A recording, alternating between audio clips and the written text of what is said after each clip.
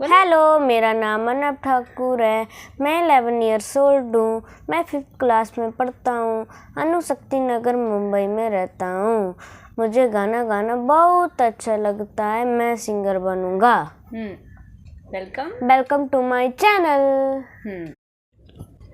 Hello guys, तो अभी आप सुन रहे थे मेरे बेटे अर्नब को, तो जो कि अभी अभी माई सेल्फ बोल रहा था। उसको पहले भी माई सेल्फ आता था, लेकिन थोड़ा सा मैंने अभी बड़ा हो रहा है तो थोड़ा सा मैंने इम्प्रूव किया है, तो सोचा आप लोगों के साथ भी शेयर करूं। जैसा कि आप लोगों को पता है, आजकल मैं आप लोगों के ही कमेंट से कुछ टॉपिक्स को सिलेक्ट करती हूं और वीडियो में इंक्लूड करती हूं।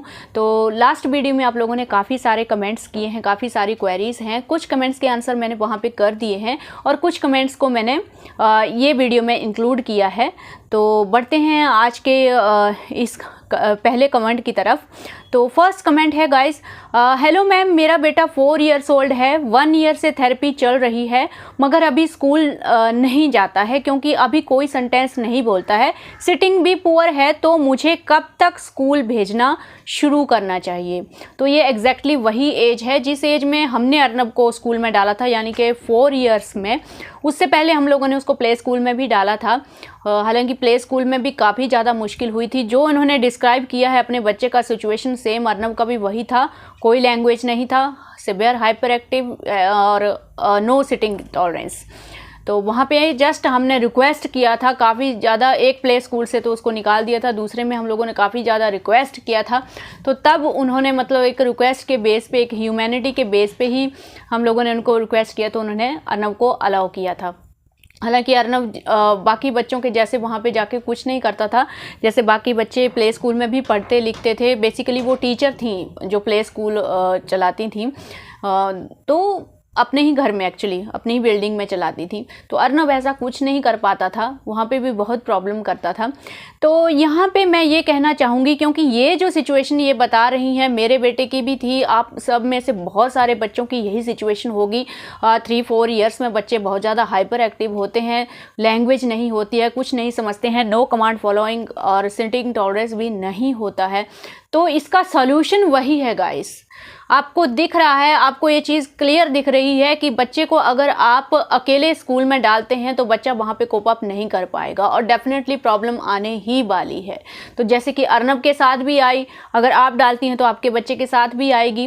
तो इसमें 3 ऑप्शंस हैं, या तो आप शैडो टीचर के लिए रिक्वेस्ट कीजिए स्कूल से, या फिर स्कूल सपोर्टिव होना चाहिए और हाफ टाइम आप लोगों को रखना है। जितना कम से कम टाइम से आप स्टार्ट करेंगे वही टाइम से आपको स्टार्ट करना है। स्कूल में मेंशन कीजिए, बताइए वहाँ पे कि बच्चे को ऑटिज्म है, सब कुछ स्कूल में आप लोगों को बताना है।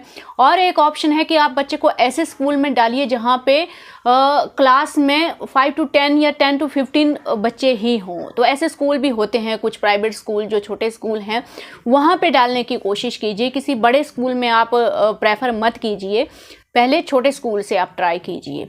तो ये कुछ ऑप्शंस हैं, इनको मैंने डीपली डिस्क्राइब किया है अपने स्कूलिंग के वीडियोस में, स्कूलिंग की प्लेलिस्ट में। अगर आप लोगों को इन्फॉर्मेशन चाहिए कैसे हम लोग डॉक्यूमेंट देते हैं, क्या क्या डॉक्यूमेंट होता है, पूरी इन्फॉर्मेशन अगर आपको जाननी है तो आप मेरे स्कूलिंग की जो प्लेलिस्ट है उसको चेक कीजिए। इसके बावजूद भी अगर आप ये सब कुछ चीज़ें कर लेते हैं, अगर आपको स्कूल ऐसा सपोर्टिव नहीं मिलता है अपने एरिया में, स्कूल में एज ए मदर आपको शैडो टीचर अलाउ नहीं कर रहे हैं, अगर आप फाइनेंशियली स्टेबल हैं तो आप शैडो टीचर अगर रिक्वेस्ट करते हैं, स्कूल अगर अलाउ करता है तो किसी और को आप शैडो टीचर रख सकते हैं। तो ऐसे मदर भी अगर आपको अलाउ नहीं कर रहे हैं तो इस चीज़ में मैंने पहले भी बोला है कि ज़्यादा स्ट्रेस लेने की ज़रूरत नहीं है। फिर आप होम स्कूलिंग के लिए होम स्कूलिंग को प्रेफर कीजिए, और घर पे ही अगर फाइनेंशियली आपका अच्छा है तो आप कोई स्पेशल एजुकेटर रखिए या फिर खुद बच्चे को एजुकेट कीजिए, बच्चे को बेसिक एजुकेशन दीजिए। स्कूल नहीं जाने का मतलब ये नहीं है कि आप बच्चे को रीडिंग राइटिंग नहीं सिखाएंगे या फिर बच्चे को बेसिक एजुकेशन नहीं देंगे। तो इसलिए मैंने ये कमेंट को यहाँ पे इंक्लूड किया था, क्योंकि ये मेजॉरिटी पेरेंट्स की प्रॉब्लम है, ऑलमोस्ट सब ऑटिज्म पेरेंट की प्रॉब्लम है। हर किसी को अपने एरिया में सपोर्टिव स्कूल नहीं मिलता है, वो सपोर्ट नहीं मिलती है। तो ऐसे में क्या करेंगे हम लोग? अगर स्कूल नहीं हो पा रहा है तो हम लोग होम स्कूलिंग भी एक बेस्ट ऑप्शन होती है, उसके लिए भी आप जा सकते हैं। सो नेक्स्ट कमेंट की तरफ बढ़ते हैं। Next comment, hello ma'am, my son is 12 years old. He is not hyperactive but in studies he is still at nursery level. Maths में तो बहुत ज़्यादा प्रॉब्लम होती है. Only recognition is there. So guys, यहाँ पे मैं यही कहना चाहूँगी, ऑलमोस्ट अर्नब की एज का ही ये बच्चा है, तो इसमें काफ़ी ज़्यादा चीज़ें हो सकती हैं. इंटेलेक्चुअल डिसेबिलिटी हो सकती है, लर्निंग डिसेबिलिटी हो सकती है, तो ये या फिर बच्चे को वो प्रॉपर स्पेशल एजुकेशन नहीं मिला है जिसकी वजह से उसका एकेडमिक जो है वो इतना अच्छा नहीं हो पाया है, या फिर एकेडमिक वो कैरी ऑन नहीं कर पा रहा है. तो ये भी एक मेजॉरिटी ही प्रॉब्लम है, काफ़ी सारे बच्चों में होता है. खुद मेरे बच्चे में एकेडमिक का बहुत ज़्यादा इशूज़ है, मुझे पता है कितनी ज़्यादा मेहनत करनी पड़ती है उसको. तो सब पेरेंट्स एक एज ए स्पेशल एजुकेटर बच्चे को इतना ज़्यादा एजुकेट कर भी नहीं पाते हैं, तो हर किसी की अपनी अपनी प्रॉब्लम है. तो यहाँ पे मैं एक चीज़ बोलना चाहूँगी गाइस कि मेरा मानना यही है कि एकेडमिक ही सब कुछ नहीं है. अगर बच्चा एकेडमिक नहीं कर पा रहा है तो उससे डिमोटिवेट होकर हमें सब कुछ छोड़ नहीं देना चाहिए कि हाँ मेरा बच्चा पढ़ा लिखा नहीं तो और क्या कर पाएगा. आपके सामने ऐसे बहुत सारे एग्जाम्पल होंगे, नॉर्मल बच्चों के भी और ऑटिस्टिक बच्चों के भी, जहाँ पे उन बच्चों ने एकेडमिक में कुछ ज़्यादा अच्छा नहीं किया लेकिन फिर भी वो किसी ना किसी फील्ड में बहुत ज़्यादा टैलेंटेड हैं. तो यहाँ पे ये चीज़ देखना चाहिए कि अगर एकेडमिक नहीं हो पा रहा है तो उसको आप साइड में रखिए, ट्राई करते रहिए कि एटलीस्ट बेसिक एजुकेशन बच्चे को आए, reading writing basic mathematical operation आए, लेकिन उसका जो दूसरा टैलेंट है और चीज़ों को उसमें सिखाइए. आपके पास ड्राइंग है, कलरिंग है, सिंगिंग है, स्पोर्ट्स हैं, काफ़ी ज़्यादा चीज़ें हैं. आपके बच्चे का इंटरेस्ट किस चीज़ में है, उन चीज़ों में बच्चे का जो है वो सपोर्ट कीजिए और बच्चे में ज़्यादा से ज़्यादा लाइफ स्किल्स जो है वो इनकलकेट कीजिए ताकि बच्चे को आगे जाके लाइफ में हेल्प हो. तो यहाँ पे यही बात है कि ये इसलिए मैंने कमेंट इंक्लूड किया है कि काफ़ी ज़्यादा पेरेंट्स जो हैं वो डिमोटिवेट हो जाते हैं कि मेरे बच्चे का स्टडी नहीं हो पाया तो और वो बच्चा क्या कर पाएगा. तो जबकि ऐसा कुछ नहीं है. एकेडमिक जस्ट एक नेसेसरी स्किल ज़रूर है लेकिन ये सब कुछ नहीं है एक ऑटिस्टिक बच्चे के लिए. तो आप डेफिनेटली, मैं भी पूरी तरह से एकेडमिक के ऊपर डिपेंड नहीं हूँ और अब का भी एकेडमिक इतना ज़्यादा अच्छा नहीं है, लेकिन मैं दूसरी चीज़ों में बहुत ज़्यादा मेहनत कर रही हूँ. उसकी सिंगिंग है, स्पोर्ट्स है, कुकिंग है और उसका लैंग्वेज है, सब कुछ इन सब चीज़ों के ऊपर आप ध्यान दीजिए थोड़ा.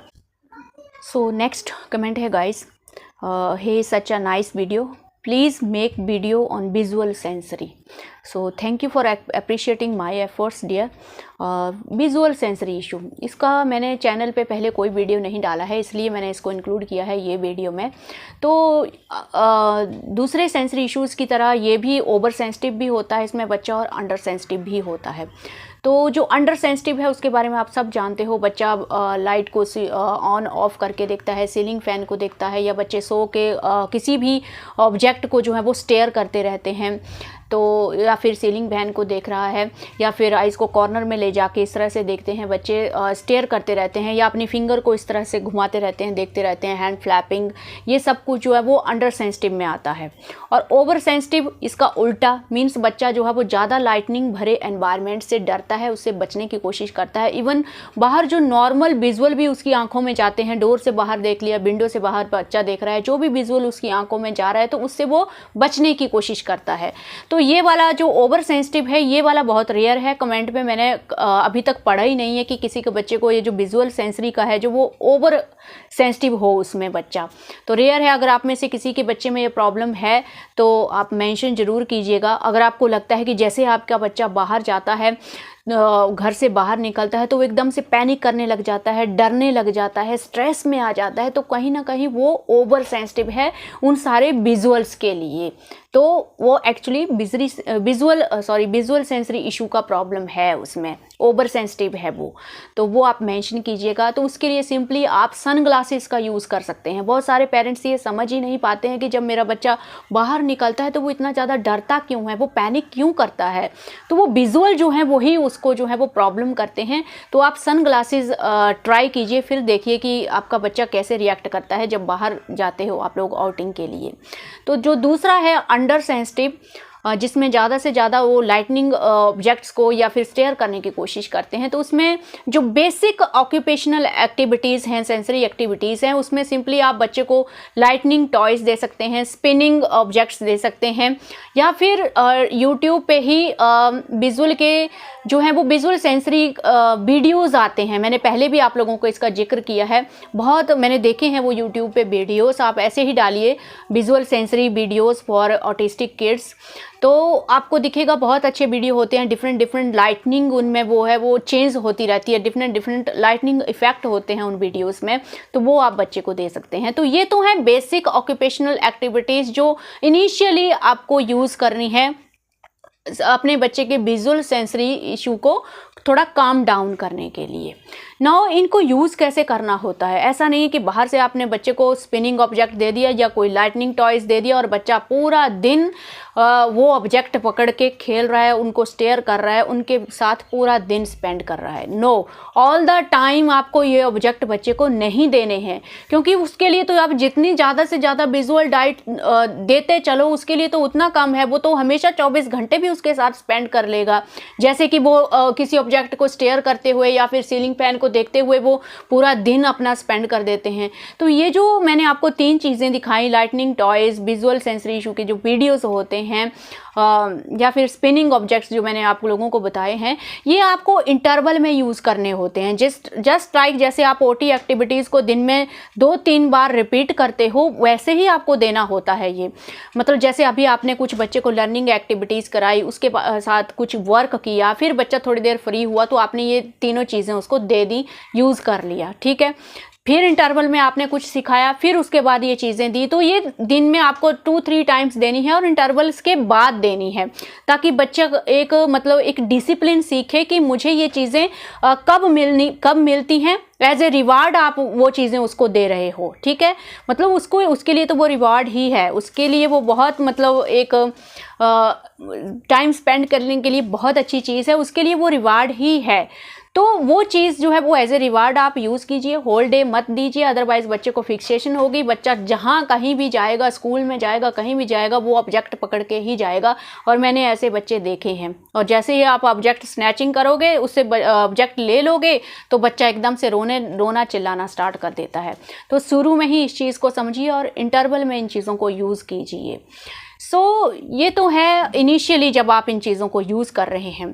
इससे क्या होता है कि बच्चे का जो सेंसरी इशू है थोड़ा काम डाउन होता है और आपको मौका मिल जाता है बच्चे का जो अटेंशन है उसको गेन करने के लिए। अगर सेंसरी इशू उसका काम डाउन है तो डेफिनेटली उसका जो फोकस कंसंट्रेशन है दूसरी एक्टिविटीज़ के ऊपर थोड़ा बढ़ता है। तो इनिशियली ये चीज़ आप लोगों को यूज़ करनी है। अब बात करते हैं अर्नब में कैसे था ये विजुअल सेंसरी इशू स्टार्टिंग से। तो अर्नब क्या करता था, अर्नब में माइल्ड फॉर्म में था, कुछ बच्चों में तो बहुत सिवियर फॉर्म में होता है। तो अर्नब में ये माइल्ड फॉर्म में था कि वो ऐसे फर्श पे सो के, ऐसे टमी केबल में सो के गाड़ी को स्टेयर करते रहता था, या फिर सीधा बैठा है तो गाड़ी को ऐसे ऐसे घुमा के वो स्टेयर करता रहता था। तो ऑब्जेक्ट स्टेयरिंग उसमें ज़्यादा थी। ये ऑन ऑफ और ये कॉर्नर में जो इशू होता है, कॉर्नर में ले जाके जो देखते हैं वो उसमें नहीं था, लेकिन ऑब्जेक्ट को स्टेयर करना बहुत ज़्यादा था और अभी भी उसमें है वो चीज़। तो इसमें क्या होता है गाइस, अभी क्या है, अभी जस्ट मैंने आपको बताया था बीच बीच में मैं as a shadow teacher school भी जाती हूँ, तो मैंने स्कूल में नोटिस किया अर्नब अपनी फिंगर को इस तरह से कर रहा है जब भी फ्री पीरियड होता है। ऑल द टाइम नहीं, जब फ्री पीरियड है, कोई टीचर नहीं है, बच्चे खूब नॉइस कर रहे हैं, तो ऐसे माहौल में हमारे ऑटिस्टिक बच्चे थोड़ा सा परेशान हो जाते हैं और अपने आप को सेंसरी एक्टिविटीज़ में जो है वो एंगेज कर लेते हैं। और यही वो रीज़न है, ये आगे मैं आप लोगों को मेंशन करूँगी एक कमेंट में। तो जब कुछ नहीं करने को मिल रहा है तो वो सेंसरी एक्टिविटीज़ में अपने आप को इन्वॉल्व कर लेते हैं। तो मैं उसको सिंपली बोलती हूँ, अर्नब फिंगर से नहीं खेलना है, ऐसे करो, ये करो या फिर ये करो। ये आपको पता है क्या है, ये ब्रेन जीव एक्टिविटीज़ हैं, तो उसको मैं डाइवर्ट कर देती हूँ, डिस्ट्रैक्ट कर देती हूँ कि आप ये करो। तो 10-15 मिनट करेगा, उसके बाद फिर उसकी आइज़ ऐसे हो जाएंगी, तो फिर मैं उसको इंस्ट्रक्शन देती हूँ। तो ये शैडो टीचर का फ़ायदा है कि अगर स्कूल में बच्चा ऐसी सेंसरी एक्टिविटीज़ में खुद को इन्वॉल्व कर रहा है तो वहाँ पर मैं जाके उसको डिस्ट्रैक्ट कर सकती हूँ। वहाँ पर ऐसा कोई होने वाला होना चाहिए। अब अगर आप पूरा दिन बच्चे को बिठा के रख रहे हो और वहाँ पर जाके बच्चा कुछ नहीं करता है, बस आप सेंसरी एक्टिविटीज़ एक्टिविटीज़ में अपने आप को इन्वॉल्व करके रखता है तो वो चीज़ उसके लिए ठीक नहीं है। हालांकि ये अर्नब तभी करता है जब फ्री पीरियड है, जब कोई आ रहा है, टीचर पढ़ा रहा है, लिखा रहा है, तो वो प्रॉपर राइटिंग रीडिंग करता रहता है, तो उसमें कोई प्रॉब्लम नहीं है। जब उसके पास करने के लिए कुछ है, कोई सिखा रहा है, तो वो सेंसरी इश्यूज़ पे, सेंसरी डाइट पे उसका इतना ज़्यादा ध्यान जाता ही नहीं है। लेकिन फ्री जब बैठता है तो वो इन चीज़ों को करता है। तो अब थोड़ा सा उसमें अंडरस्टैंडिंग है, थोड़ा सा वो समझ आता है, तो मैं उसको जस्ट सिंपली इंस्ट्रक्शन दे रही हूँ और वो उस इंस्ट्रक्शन को समझ के अपने आप को उसमें इंगेज कर लेता है। तो अगेन ये ब्रेन जिम एक्टिविटी है, जितना ज़्यादा करेगा तो ब्रेन फंक्शनिंग भी इम्प्रूव होगी और बच्चा जो है वो सेंसरी एक्टिविटीज़ में कम जो है वो इन्वॉल्व होगा। अर्नब अभी मत खेलो बॉल। तो ये चीज़ मैं इसीलिए आप लोगों को बोल रही हूँ कि ये आपके पास ऑप्शन है गाइस, किसी भी सेंसरी इशू के लिए। ये अपने एक्सपीरियंस से मैंने सीखा है, कहीं गूगल पे आप लोगों को नहीं मिलेगा। आपके पास दो ऑप्शन है, या तो आप पूरी ज़िंदगी ये सेंसरी डाइट बच्चे को प्रोवाइड करते रहो, ये जो सेंसरी ओटी में जो एक्टिविटीज़ बताई जाती हैं सेंसरी एक्टिविटीज़, या फिर आप बच्चे को डेली लाइफ में उसको फंक्शनिंग बनाइए, उसमें जो लाइफ स्किल जो है वो उनको इंक्लूड कीजिए। बच्चे को काफ़ी ज़्यादा लर्निंग एक्टिविटीज़ सिखाइए, डेली रूटीन में बच्चे को नॉर्मली वर्क करना सिखाइए, ताकि बच्चा जो है वो डेली रूटीन की एक्टिविटीज़ से ये सेंसरी डाइट जो है वो ले ले। तो अब जब भी अर्नब बाहर जाता है, घूमने जाता है, घर पे इतनी सारी एक्टिविटीज़ करता है, तो ऑलरेडी उसमें जो है वो विजुअल उसको पूरा मिल जाता है, विजुअल डाइट, तो इतना ज़्यादा वो खुद को इन्वॉल्व नहीं करता है। ये वाला सिस्टम भी मैंने सिर्फ स्कूल में देखा, घर पे नहीं देखा मैंने ये चीज़। तो घर पे उसके पास काफ़ी सारी चीज़ें हैं, जब फ्री होता है तो वो बॉल खेलता है, टेनिस है, उसके पास काफ़ी सारी चीज़ों को करता है, तो ज़रूरत ही नहीं होती हैं, पजल्स हैं, तो वो डाइट उसको अपने आप मिलती रहती है, तो इतना ज़्यादा इशू उसमें नहीं होता है।